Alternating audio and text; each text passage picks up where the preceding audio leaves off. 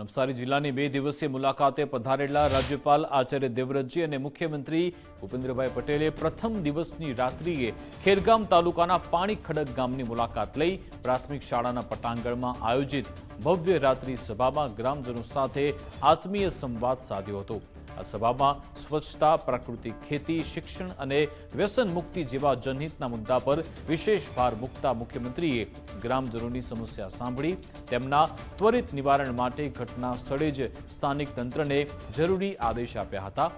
મુખ્યમંત્રી ભૂપેન્દ્રભાઈ પટેલે આદિવાસી સમાજના કલ્યાણ માટે સરકારની કટિબદ્ધતા દોહરાવતા જાહેરાત કરી કે ભગવાન બિરસા મુંડાની 150મી જન્મ જયંતિ વર્ષની ઉજવણી અંતર્ગત વડાપ્રધાનની જનજાતીય કલ્યાણ યોજના હેઠળ માત્ર ગુજરાતના આદિવાસી બેલ્ટ માટે 2 લાખ કરોડ મંજૂર થયા છે, જે ઉમરગામથી અંબાજી સુધીના સમગ્ર વિસ્તારનો કાયાકલ્પ કરશે। આ સાથે તેમણે વિકસિત ભારત 2047ના વિઝનને સાકાર કરવા ગ્રામજનોને સહભાગી થવા જણાવ્યું અને ખેડૂતોને રાસાયણિક ખાતરનો ત્યાગ કરી પ્રાકૃતિક કૃષિ તથા પશુપાલન અપનાવી પોતાની આવક બમણી કરવા અપીલ કરી હતી।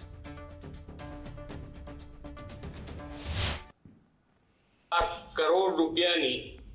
જનજાતીય કલ્યાણ યોજના જાહેરાત કરી છે અને આ 2 લાખ કરોડ રૂપિયાની જાહેરાતથી તમારા તમામ પ્રશ્નો તમે જો આયોજનબદ્ધ રીતે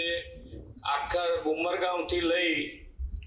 અને અંબાજી સુધીના પટ્ટામાં કોઈ કામ તમારું બાકી ના રહે,